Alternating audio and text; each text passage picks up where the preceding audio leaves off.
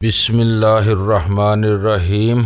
गुमनाम हीरो के मुअज़्ज़ज़ नाज़रीन, अस्सलामु अलैकुम। आइए चलते हैं कहानी की तरफ। हाथ जोड़ते हुए बोला, पंडित जी ये आपको क्या हो गया? आपका एक पाया किसने तोड़ दिया? इसे उठाकर किसी कमरे में डाल दो, ठाकुर आएगा तो इसके पाए की मरम्मत की जाएगी, रूपमती ने कहा। वो दोनों पंडित को गाड़ी से निकालकर डंडा डोली करते हुए अंदर ले गए। मैं पोर्च से निकलकर खुली जगह पर आ गया। बहुत खूबसूरत लान बने हुए थे। गहरी सबज खासी दबीज थी। लांद के किनारों पर फूलों के पौधों की क्यारियां थी। नारियल के दरख्त भी बड़े सलीके से कतारों में लगे हुए थे। हर लान के वस्त में 7-7 दरख्तों का झुंड था, जिससे अंदाजा लगाया जा सकता था कि बागबानी के लिए बड़ी प्लानिंग से काम लिया गया था। हवेली की इमारत बहुत पुरशकू और बहुत शानदार थी। मैं अपने ध्यान में हवेली को देखता हुआ दाएं तरफ निकल गया और फिर आहट सुनकर पीछे मुड़कर देखा तो जानकी भी मेरे पीछे पीछे चली आ रही थी। इसके बाल बिखरे हुए और आंखें सुर्ख थी। हम हवेली के पिछली तरफ आ गए। हवेली के अकब में कम अज कम 2 एकड़ जमीन 4 दीवारी में गिरी हुई थी और यहाँ का मंजर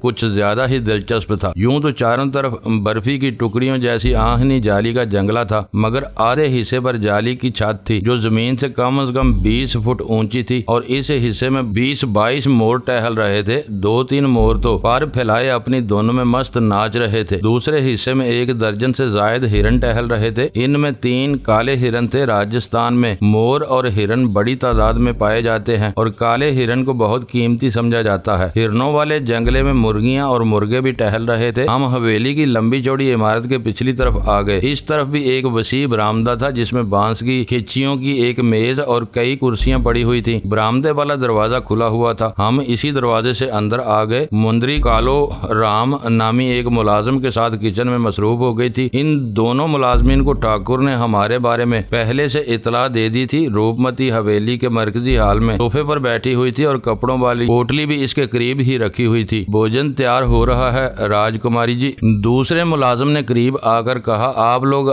स्नान करेंगे? मैंने सब चीजें रख दी हैं और फिर इसने हमें 3 मुख्तलिफ कमरों में पहुंचा दिया। कमरे के साथ अटैच बाथरूम था जिसमें जरूरत की हर चीज मौजूद थी। ये हवेली अगरचे बहुत पुरानी थी लेकिन बहुत खूबसूरत। जरूरत के मुताबिक तब्दीलियां की गई थी। 1 घंटे बाद हम डाइनिंग टेबल पर बैठे नाश्ता कर रहे थे। कालू और शंकर जिस तरह रूपमती के साथ पेश आ रहे थे, इससे अंदाजा होता था कि वो पहले भी यहाँ आ चुकी है और ये मुलाजिम इसे बहुत अच्छी तरह जानते थे। नाश्ते के बाद मैं और जानकी घूम फिर कर हवेली देखी। बहुत बड़ी हवेली थी। कई राहदारियां और कई कमरे थे। सामने वाले हिस्से पर भी कई कमरे थे। मेरे अंदाजे के मुताबिक 60-70 अफराद बियक वक्त यहाँ क्याम कर सकते थे। हम घूम फिर कर मरकजी हाल में आ गए जहाँ मुंदरी शंकर से बातें कर रही थी। शंकर इसके सामने मौदबाना अंदाज में खड़ा था। ठाकुर बानोद सिंह के बारे में मुझे इस राधा ने बताया था कि वो रूपमती का दोस्त और खैर ख्वाह था। इससे ज्यादा मैं कुछ नहीं जान सका था। मुझे इसके बारे में कुछ सही अंदाजा नहीं हो सका था, लेकिन अब ये शानदार हवेली देखकर मैं अंदाजा लगा सकता था कि बानोद सिंह कितना अमीर होगा। तुमने ठाकुर बानोद सिंह के बारे में कुछ नहीं बताया? मैंने शंकर के वहाँ से हटने के बाद रूपमती से पूछा। मैंने इसकी शहर वाली हवेली तो नहीं देखी। इस हवेली को देखकर अंदाजा होता है कि इसका ताल्लुक भी किसी बड़े खानदान से है। ठाकुर बानोद सिंह का दादा उल्फत सिंह महाराजा माधु सिंह का दीवान था। 1922 में माधु सिंह के बाद महाराजा सवाई मान सिंह सानी ने गद्दी संभाली। मान सिंह की खिदमत को जारी रखा गया। 1944 में उनका देहांत हो गया तो वो दीवान का ओहदा इसके बेटे दौलत सिंह को दे दिया गया। 1947 में रियासती राजपाट खत्म कर दिया गया। सरकार की तरफ से राजा मान सिंह का वजीफा मुकर्रर हुआ। दौलत राम सिंह इस वक्त भी राजा का दीवान था। मान सिंह का देहांत हुआ तो बानोद सिंह की उम्र इस वक्त। ये हवेली इसने इधर उधर देखा। राजा सवाई माधु सिंह ने इसके दादा को तोहफे में दी थी, जो इस जमाने में कुछ अरसा आबाद रही फिर वीरान पड़ी रही। ये लोग दोबारा अपनी शहर वाली आबाई हवेली में चले गए थे। बानोद सिंह की माता जी बड़ी ज़हीन औरत थी। इसने मना नहीं किया, अपना सरमाया कारोबार में लगा दिया जिससे मुनाफा मिलता रहा। माँ जी का इंतकाल हुआ तो बानोद सिंह ने मैट्रिक का इम्तिहान पास किया था। इसने न सिर्फ तालीम जारी रखी बल्कि माँ बाप के छोड़े हुए कारोबार को भी संभाल लिया और मिर्जा जैसे पोश और बारौना के इलाके में एक बहुत बड़ी हवेली भी खोल और इस हवेली को भी रेनोवेट कर लिया। कुछ अरसे तक ये हवेली भी टूरिस्ट गेस्ट हाउस के तौर पर इस्तेमाल होती रही, लेकिन फिर बानोद सिंह ने इसे अपने लिए मखसूस कर लिया। वो वीकेंड इस हवेली में गुजारता है है। इसके साथ बाद औकात चंद दोस्त भी। यूं तो हवेली की हर चीज शानदार है मगर इसका लॉन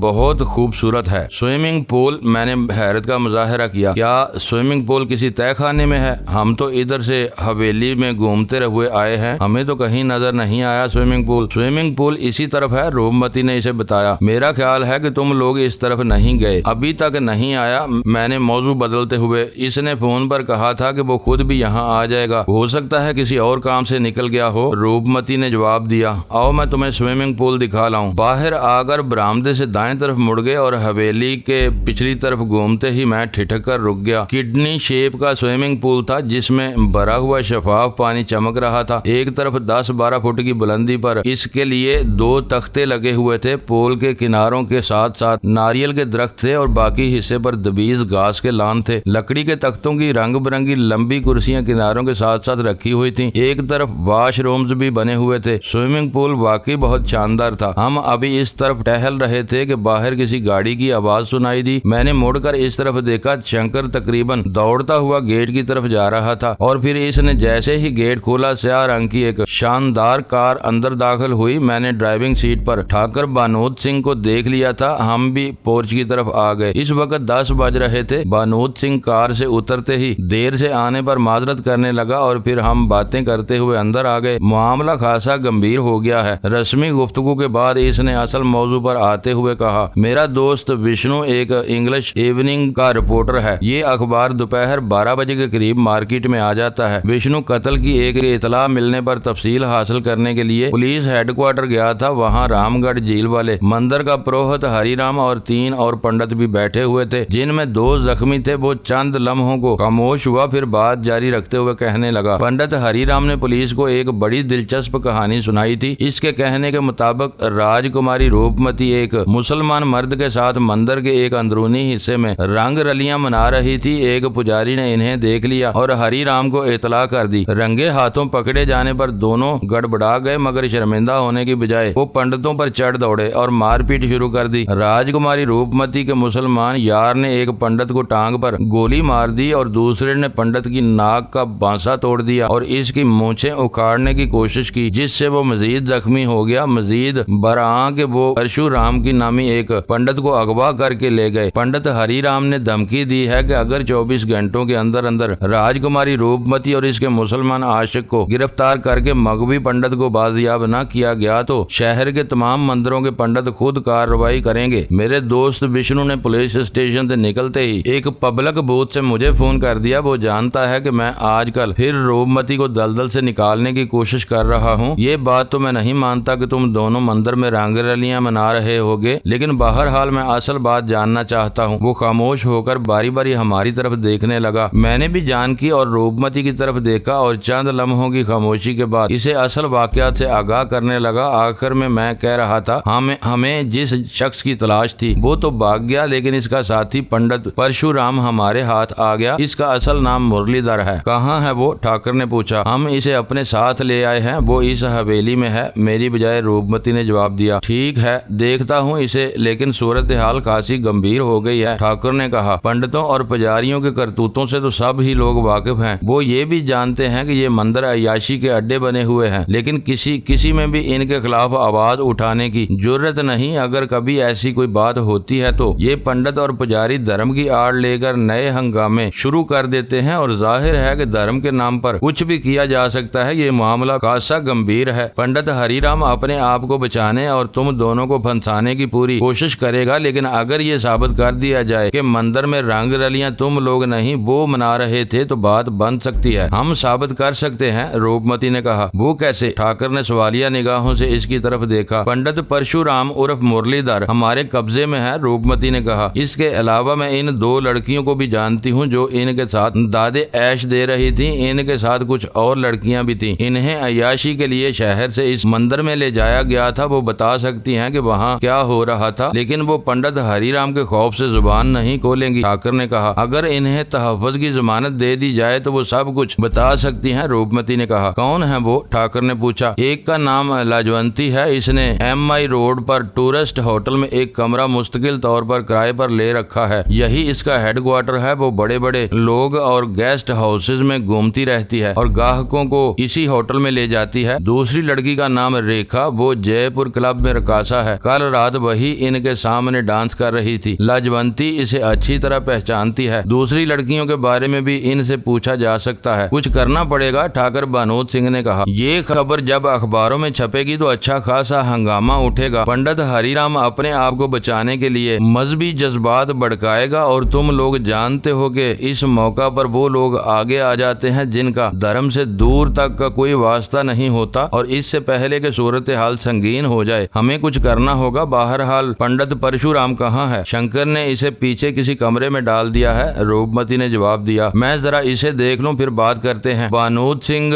उठते हुए बोला। और मैंने भी इसके साथ ही सीट छोड़ दी। पंडित मुरलीधर हवेली के पिछली तरफ एक कमरे में फर्श पर पड़ा हुआ था। इसके पैर और हाथ भी पुश्त पर बंधे हुए थे। एक पैर खून आलूद था और कुप्पे की तरह फूला हुआ था। वो फर्श पर पड़ा करा रहा था। इसे रात को भी हमने खाने को नहीं दिया था और सुबह शंकर ने भी नाश्ता वगैरह नहीं करवाया था, बल्कि पानी तक नहीं पिलाया था। वो फर्श पर पड़ा हौले हौले करा रहा था। तुम्हारे पैर को क्या हुआ? ठाकर बानोद सिंह ने जायजा लेते हुए पूछा। कल रात ये मंदिर से निकलकर पहाड़ों में भागते हुए गिर गया। मुरलीधर से पहले मैं बोल पड़ा। नंगे पैर था, अंधेरे में ठोकर लगी तो नाखून उखड़ गया। मेरा नाखून इसने उखाड़ा है, मुरलीधर ने कहा। इन्होंने मुझे बहुत मारा है, मुझे रात से कुछ खाने को नहीं दिया, एक घूंट पानी भी नहीं दिया। मेरी मदद करो वरना मैं मर जाऊंगा। ठाकर ने मेरी तरफ देखा। वो दरअसल बात ये है, मैंने मुस्कुराते हुए कहा। ठोकर लगने से इसके अंगूठे का नाखून उखड़ गया था, जिससे इसे तकलीफ हो रही थी। दीवान ने प्लास से नाखून उखाड़ दिया। हमारे पास कोई मरहम मिला नहीं था जो लगा देते, बस इससे इसका पैर फूल गया है। मामूली सी तकलीफ है, ठीक हो जाएगी। जालिम आदमी है, मुझे मार डालेगा। हुक्म। पंडित मुरलीधर ठाकुर की तरफ देखते हुए फिर चीख उठा। रहम करो मुझ पर। इसने जो कुछ पूछा मैंने बता दिया। मुझे बचा लो इससे। अब तुम्हें कुछ नहीं होगा, ठाकर बानोद सिंह ने कहा। लेकिन तुम मुझे बताओ कि मंदिर में क्या हुआ था। मैं सच सुनना चाहता हूँ। अगर एक लफ्ज भी गलत हुआ तो मैं तुम्हारे बाकी नाखून भी, तुम्हारे शरीर की खाल भी उधेड़ डालूंगा। राम राम राम राम। पंडित मुरलीधर चीख उठा। तुम तो इससे भी कड़े निकले। पानी, मुझे पानी दो और वैद्य को बुलाओ। मेरा पैर, मैं मरा जा रहा हूँ। शंकर, पानी पिलाओ इसे, ठाकुर ने कहा। फिर मुरलीधर की तरफ मुड़ गया। वैद्य को भी बुलाऊंगा और तुम्हें खाना भी खिलाया जाएगा, मगर पहले बताओ मंदिर में क्या हुआ था। मैं निर्दोष हूँ। हुक्म। मुरलीधर बोला। वो हरामी दारा मुझे लालच देकर सिंगापुर से लाया था और फिर यहाँ भी इसने मुझे लालच दिया कि मुझे मंदिर का पुरोहित बना देगा। वो साला हरामी मुझे फंसाकर भाग गया। वो चंद लम्हों को खामोश हुआ, फिर वो सब कुछ बताने लगा जो इसने मुझे बताया था। अलबत्ता बाज बातें ऐसी थी जिनका मुझे पहले इल्म नहीं हो सका था। आखिर में वो कह रहा था कि दारा ने पाकिस्तान जाने का ख्याल दिल से निकाल दिया था। वो इस मंदिर पर हर सूरत में कब्जा करना चाहता था और अगले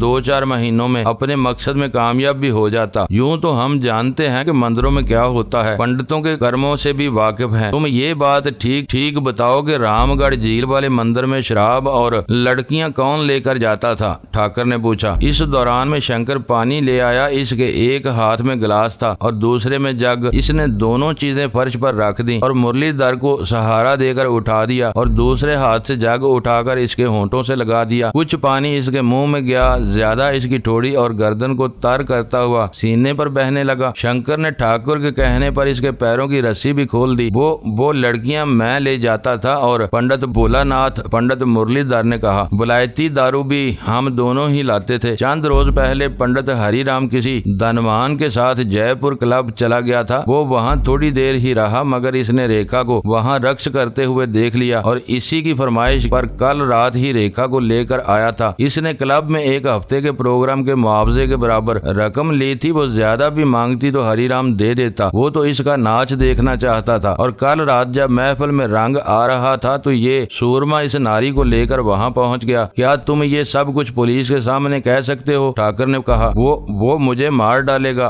पंडित मुरलीधर के चेहरे पर खौफ के साए उभर आए। पंडित हरिराम मुझे जिंदा नहीं छोड़ेगा। पंडित हरिराम पुलिस की तहवील में है, ठाकर बानोद सिंह ने कहा। इसने जो बयान दिया है वो तुमसे बहुत मुख्तलिफ है। क्या? मुरलीधर हकलाया। हरिराम को पुलिस ने पकड़ लिया। इसने क्या बोला? इसने बोला कि तुम और दारा आवारा औरतों को लेकर मंदिर में आए थे और इनके साथ रंगरलियां मना रहे थे। इसने यानी पंडित हरिराम ने मना किया तो तुमने इसे और दारा ने इन पर हमला कर दिया, 2 पंडितों को जख्मी कर दिया और मंदिर से कीमती चीजें चुरा कर कर भाग गए। वो हरामी ऐसा बोला। पंडित मुरलीधर के हलक से गुर्राहट से मिलती जुलती आवाज निकली, वो झूठा है, मकार, बदमाश, अपने आप को बचाना चाहता है। मंदिर जैसी पवित्र जगह को इसने अय्याशी का अड्डा बना रखा है। मैं पुलिस को बताऊंगा, लोगों को बताऊंगा कि इसके असल करतूत क्या है। ठीक है, ठाकुर ने गहरा सांस लिया। आज शाम तक या कल सुबह तुम्हें पुलिस के सामने पेश कर दिया जाएगा। तुम्हें खौफजदा होने की जरूरत नहीं। तारा को भी हम पकड़ लेंगे। मुझे नहीं लगता कि वो किसी के हाथ आएगा। पंडित मुरलीधर ने कहा, वो बहुत चालाक है, इसने यहाँ कई ठिकाने बना लिए हैं। वो किसी ऐसी जगह छुप गया होगा जहाँ इसे तलाश न किया जा सके। हम इसे तलाश कर लेंगे, ठाकुर ने कहा और शंकर की तरफ घूम गया। इसे भोजन कराओ और इसके हाथ भी खोल दो। ये भागने की कोशिश नहीं करेगा और अगर कोई गड़बड़ करे तो खोपड़ी उड़ा देना। जी हुक्म। शंकर ने सर हिला दिया और झुककर मुरलीधर के पुश्त पर बंधे हुए हाथ भी खोल दिए। मुरलीधर कुछ देर कलाइयां सहलाता रहा, फिर पैर को सहलाने लगा। इसका पैर टखने तक बहुत ज्यादा सूज गया था। वो हौले हौले करा रहा था। ठाकुर बानोद सिंह ने मुझे इशारा किया और हम दोनों कमरे से बाहर आ गए। बानोद सिंह टेलीफोन के करीब बैठ गया और रिसीवर उठाकर कोई नंबर मिलाने लगा। मैं रूपमती के पास बैठ गया। जानकी इस वक्त वहाँ नहीं थी। ठाकुर बानोद सिंह वाकई ज़हीन आदमी है, मैंने रूपमती की तरफ देखते हुए कहा। इसने बड़ी खूबसूरती से एक कहानी गढ़कर मुरलीधर को पुलिस के सामने जुबान खोलने पर आमादा कर लिया है और ये वाकई इसकी जहानत थी कि अगर वो पंडित हरिराम के बारे में फर्जी कहानी ना सुनाता तो शायद मुरलीधर भी इतनी आसानी से पुलिस को बयान देने पर तैयार न होता। ठाकुर बानोद सिंह से तकरीबन 15 मिनट तक फोन पर बात करता रहा, फिर रिसीवर रखकर हमारे पास आ गया। मैंने डॉक्टर श्याम सुंदर को बुलाया है। वो रूपमती की तरफ देखते हुए बोला, मैंने इसे मुरलीधर के बारे में बता दिया है। वो इसकी ड्रेसिंग कर देगा और दवा वगैरह दे देगा और जब तक मैं इजाजत न दूं तुम लोग, खास तौर से तुम, इसने उंगली से रूपमती की तरफ इशारा किया, बाहर नहीं निकलोगे। मैं कोशिश करता हूँ कि ये मामला आज रात तक खत्म हो जाए। अगर ये पंडित लोग सड़कों पर आ गए तो सूरत हाल खासी संगीन हो जाएगी। तुम कहीं जा रहे हो? रूपमती ने पूछा। हाँ, ठाकुर ने इस बात में सर हिला दिया। थोड़ी बहुत भाग दौड़ तो करनी पड़ेगी, एक जगह बैठे रहने से काम नहीं चलेगा। वो मेरी तरफ मतवज्जो हो गया। तुम्हारे लिए फिलहाल ज्यादा खतरा नहीं है, तुम्हें तो बहुत कम लोग पहचानते हैं। वैसे बेहतर होगा कि चंद रोज तुम भी अपने आप को यहाँ तक महदूद रखो। मैंने सर हिला दिया। इसके थोड़ी ही देर बाद वो शंकर और कालू को कुछ हदायत देता हुआ वहाँ रुखसत हो गया। हम जब से आए थे मुंदरी किचन में मसरूफ हो गई थी। इसने आते ही किचन संभाल लिया था और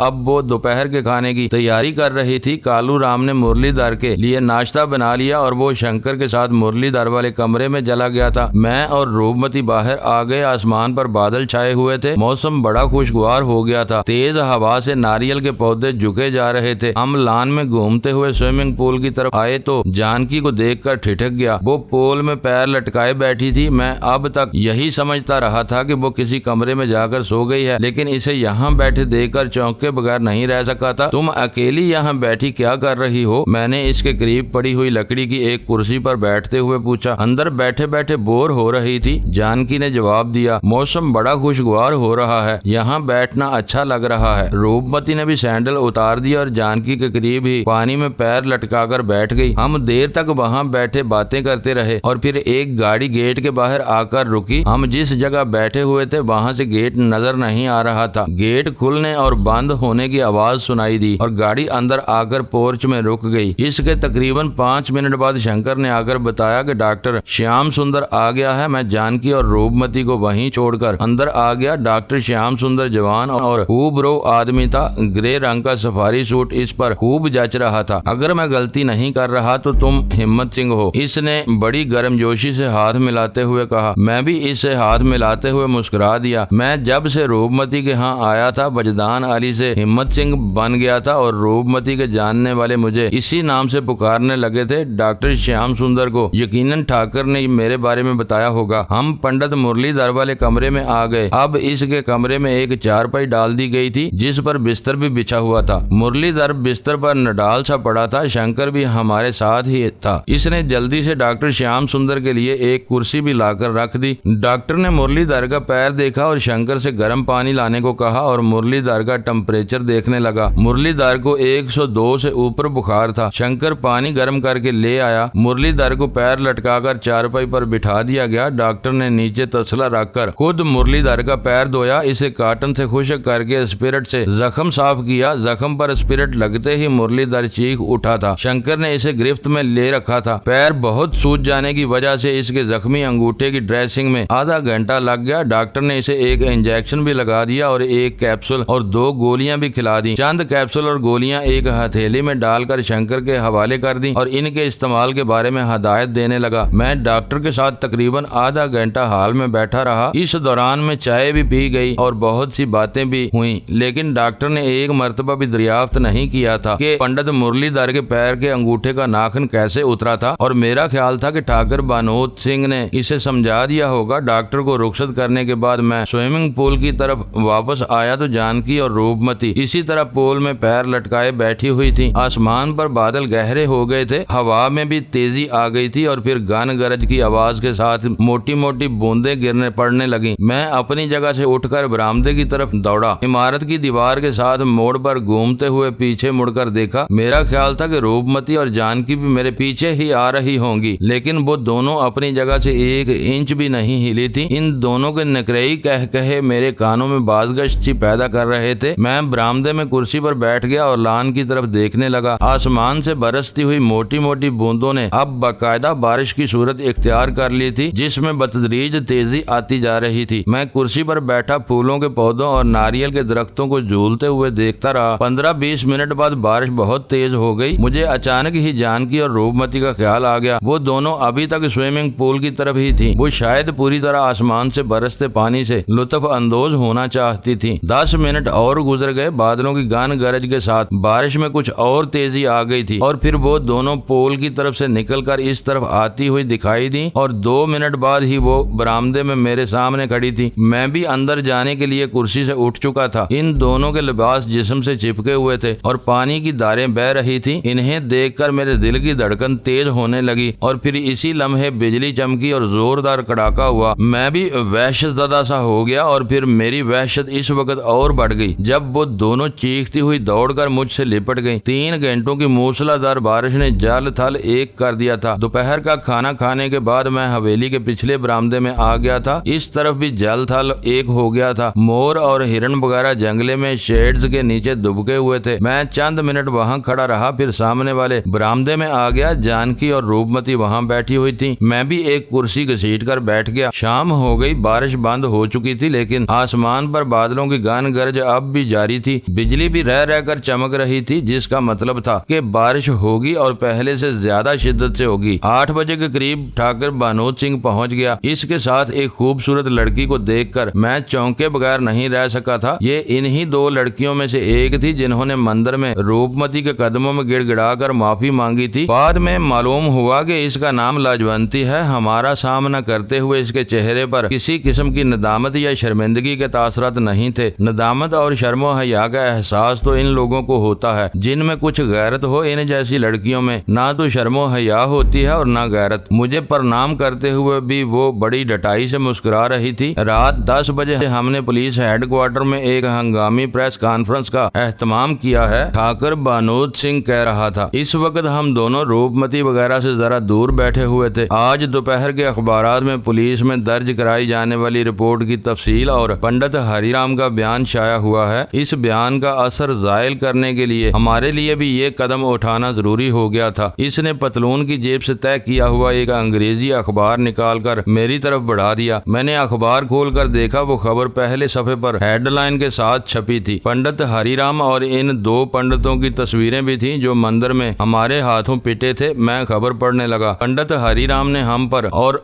रूपमती संगीन इल्जामात लगाए थे। इसके बयान के मुताबिक आवारा मजाज राजकुमारी रूपमती अपने एक मुसलमान आशिक के साथ मंदिर के एक वीरान हिस्से में रंगरलियां मनाते हुए पकड़ी गई थी। इन्हें सरदनश की गई तो इन्होंने मंदिर के पंडितों पर हमला कर दिया। रूपमती के साथी ने गोली चला दी जो एक पंडित की टांग में लगी। पंडित हरिराम ने रूपमती पर और भी कई संगीन इल्जामात लगाए थे। इसके कहने के मुताबिक राजकुमारी रूपमती मुख्तलिफ औकात में मुख्तलिफ मर्दों को लेकर मंदिर में आती रहती थी। इस बयान में रूपमती की किरदार कशी की भरपूर कोशिश की गई थी और हिंदुओं को मुसलमानों के खिलाफ भड़काने में भी कोई कसर नहीं छोड़ी गई थी। मैंने अखबार एक तरफ रख दिया और ठाकुर की तरफ देखने लगा। प्रेस कॉन्फ्रेंस का इंतजाम तुमने किया है? मैंने पुलिस कमिश्नर मिस्टर पांडे से बात की थी, ठाकुर ने जवाब दिया। पहले तो वो मेरी बात सुनने को ही तैयार नहीं था, बल्कि इसने तो मशवरा दिया था कि मैं इस मामले से बिल्कुल अलग रहूं और राजकुमारी रूपमती की मदद से दस्तकुश हो जाऊं। मैंने भी तेवर कड़े कर लिए। मिस्टर पांडे जानता है कि अगर मुझ जैसे 2-4 आदमी अकड़ गए तो न सिर्फ इसकी नौकरी बल्कि जीवन भी खतरे में पड़ जाएगा। मेरी बात सुनकर वो मेरे मशवरे पर प्रेस कॉन्फ्रेंस बुलाने पर आमादा हो गया, जिसमें पंडित मुरलीधर और इन 4 लड़कियों को पेश किया जाएगा जो कल रात मंदिर में मौजूद थी। कल रात तो शायद मंदिर में 7-8 लड़कियां थी। मैंने कहा सिर्फ 4 ही से राब्ता हो सका है, बाकी डर के मारे रुपोश हो गई हैं। ठाकर ने जवाब दिया, हम 9:30 बजे यहाँ से रवाना होंगे। मेरे 2 आदमी रकासा रेखा और दूसरी लड़कियों को लेकर पुलिस हेडक्वार्टर पहुँच जाएंगे। क्या हमें भी जाना होगा? मैंने पूछा। हाँ, लेकिन तुम सामने नहीं आओगे, ठाकर ने कहा। जानकी और रूपमती सामने आएंगी। जानकी बताएगी कि इसे गणेश मंदिर से किस तरह अगवा किया गया था और रूपमती बाकी तफसीलात बताएगी। पंडित मुरलीधर और लाजवंती वगैरह ये बताएंगी कि मंदिर में क्या कुछ होता है। लाजवंती वो लड़की है जो कई मर्तबा इस मंदिर में जा चुकी है। ठीक है, मैंने गहरा सांस लेते हुए कहा, लेकिन अगर मुरलीधर और लाजवंती वगैरह ने वहाँ कोई गड़बड़ की तो मेरा मतलब है ऐसी सूरत में पुलिस इन्हें अपनी तहवील में ले लेगी और खुद ही इनसे सब कुछ उगलवा लेगी। ठाकर ने जवाब दिया। इसके बाद हम दोनों पंडित मुरलीधर वाले कमरे में आ गए। ठाकर बानोद सिंह इसे समझाने लगा कि अगर इसने गलत बयानी से काम लिया तो इसे पुलिस की तरफ से संगीन नतायज का सामना करना पड़ेगा। 9 बजे के करीब शंकर ने मेज पर खाना लगा दिया। खाने से फारग होकर हम रवाना हुए तो 9:45 बज रहे थे। ठाकर ने अपनी कार की बजाय रूपमती की पजारों को तरजीह दी थी। 3 घंटों की मूसलाधार बारिश ने शहर को उलट कर रख दिया था। हर तरफ जल थल एक हो रहा था। कई सड़कें अब भी जेरे आब थी। पुलिस हेडक्वार्टर पहुंचकर एक और सनसनीखेज खबर सुनने को मिली। इससे तकरीबन 1 घंटा पहले जयपुर क्लब की रकासा रेखा को इसके घर पर बेदर्दी से कत्ल कर दिया गया था। इसका कत्ल इस वक्त हुआ था जब आधा घंटा पहले ठाकर बानोद सिंह का एक आदमी रेखा को लेने के लिए तुलसी मार्ग में वाकया इसकी कोठी पर पहुंचा। रेखा अकेली रहती थी। घर के काम काज के लिए इसकी सेवा के लिए एक मुलाजम और एक मुलाजमा थी। इसका आदमी बेल बजाता रहा, लेकिन काफी देर बाद जब कोई बाहर नहीं आया तो वो गेट के खुले हुए जैली दरवाजे से अंदर दाखिल हो गया। वो मुलाजिम को आवाजें देता हुआ बरामदे में पहुंच गया। इसने भी कोई सामने नहीं आया तो वो अंदर दाखिल हो गया। बेडरूम में रेखा की लाश देखकर वो चीख उठा। रेखा का गला गोंटा हुआ था, पेट चाक था और एक खंजर दस्ते तक सीने में पेवस्त था। हर तरफ खून ही खून बिखरा हुआ था। ठाकर का आदमी बाहर आ गया और पुलिस हेडक्वार्टर पहुंचकर इसने इस वाक़े की इतला दी। एक पुलिस पार्टी फौरन ही रेखा की कोठी की तरफ रवाना हो गई, जो अभी तक वापस नहीं आई। इस सूरत हाल ने मुझे और ठाकर बानोद सिंह को भी इस कदर बदहवास कर दिया था कि ठाकर मामले को संभालने की कोशिश करता रहा। हेडक्वार्टर में जमा अखबार नवीस जाए वारदात पर जाना चाहते थे, लेकिन पुलिस कमिश्नर ने इन्हें ये कहकर रोक लिया कि रेखा की लाश इस वक्त तक नहीं उठाई जाएगी जब तक प्रेस कॉन्फ्रेंस से फारिग नहीं हो जाते। मैं कमेटी रूम से मुलहिक कमरे में चला गया। प्रेस कॉन्फ्रेंस शुरू हो गई। पुलिस कमिश्नर पांडे अखबारात में शाया होने वाली आज की अहम तरीन खबर के हवाले से पस मंजर बता रहा था। फिर पंडित मुरलीधर, लाजवंती और दूसरी 2 लड़कियों ने भी अखबार नवीसों के सामने अपने बयानात दिए। मैं किसी दबाव के बगैर ये बयान दे रहा हूँ। पंडित मुरलीधर कह रहा था, जानकी देवी को मैंने ही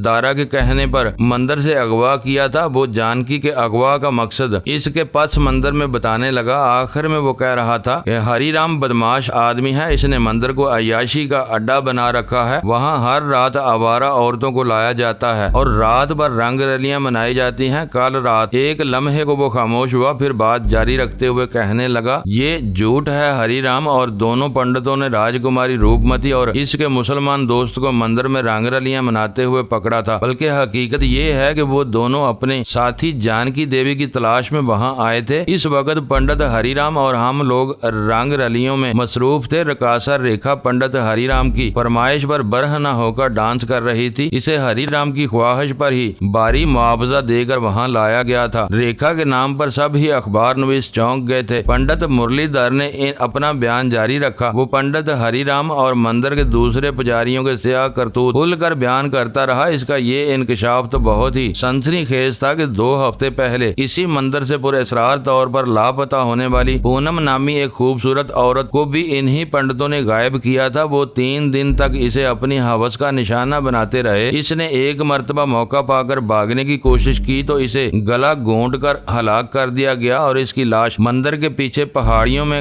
गड्ढा खोदकर दबा दी गई। लाजवंती और दूसरी लड़कियों ने भी इसी किस्म के बयान दिए। लाजवंती ने तो मजीद कई इंकशाफात किए थे। इसे दादे ऐश देने के लिए अक्सर इस मंदिर में लाया जाता था। एक दो मरतबा इसने शहर की बाज़ अहम शख्सियात को भी वहाँ देखा था। इन्हें रंग रलियां मनाने के लिए खास तौर पर मंदिर में बुलाया जाता था। अखबार नवीसों ने पंडित मुरलीधर, लाजवंती और दूसरी लड़कियों से लातादाद सवालात किए। जानकी और रूपमती से भी कुछ बातें पूछी गईं। आखिर में पुलिस कमिश्नर पांडे ने अखबार नवीसों को बताया कि शहर की मशहूर रकासा रेखा को भी मंदिर के अंदर के हकायक बताने के लिए यहाँ लाया जाने वाला था, लेकिन इसे कत्ल कर दिया गया। इसने खुलकर इस शुबे का इजहार किया था कि रकासा रेखा का कत्ल इसी सिलसिले की एक कड़ी हो सकती है। इसे शायद इसलिए कत्ल कर दिया गया कि वो रात को रामगढ़ झील वाले मंदिर में रोनुमा होने वाले वाक़े के सिलसिले में पुलिस को कोई बयान न दे सके। रेखा के कत्ल से मंदिर वाले वाक़े के दूसरे चश्मदीद गवाहों की जिंदगियों को भी खतरा पैदा हो गया था। पुलिस कमिश्नर पांडे ने बताया कि पंडित मुरलीधर को तो पुलिस की हिरासत में रखा जाएगा, जबकि दूसरी लड़कियों की हिफाजत के लिए मजबूत इंतजाम किए जाएंगे। 1.5 घंटे में ये प्रेस कॉन्फ्रेंस खत्म हो गई। तमाम अखबार नवीस रकासा रेखा की कोठी की तरफ भाग खड़े हुए ताकि इस सनसनीखेज वारदात के लिए अपने अपने अखबारों के लिए रिपोर्ट तैयार कर सकें।